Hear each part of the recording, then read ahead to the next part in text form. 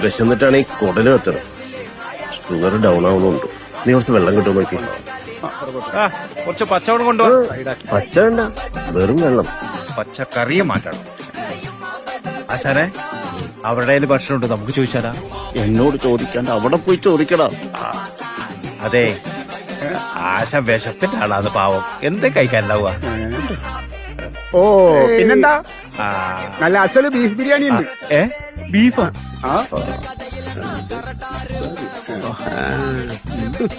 വരുമോ നോക്കാം.